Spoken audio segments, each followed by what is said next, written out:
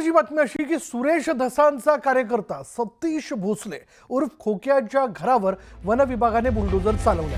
बीडच्या शिरूरमध्ये खोक्याचं घर वन विभागाच्या जागेवर असल्यानं ही कारवाई करण्यात आली। यावर आज सुरेश धस यांनी प्रतिक्रिया दिली। सतीश भोसले यांचं घर पाडण्यासाठी अतिघाई केली असं धस म्हणाले। याबाबत कलेक्टर आणि वन विभागाला विचारणा करणार असल्याचंही धसांनी सांगितलं।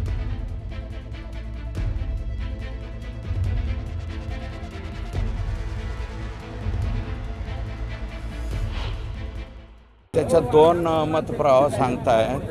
आमच्या विभागाचे लोक म्हणतायत की ती जमीन वन विभागाची होती आणि काही जण म्हणतायत की ती जमीन वाटप केली गेली होती। तर हा उद्याच्याला मी आमसभेला तिथं जाणार आहे, त्यावेळेस तिथं प्रश्न। घर पाडण्याचा निर्णय लवकरच नाही घेतला का शासनाने? जरा अति जास्त घाई केली असत नाही, शासनानं नाही, तिथल्या काही मी उद्या विचारणार आहे कलेक्टर आणि वन विभागाला।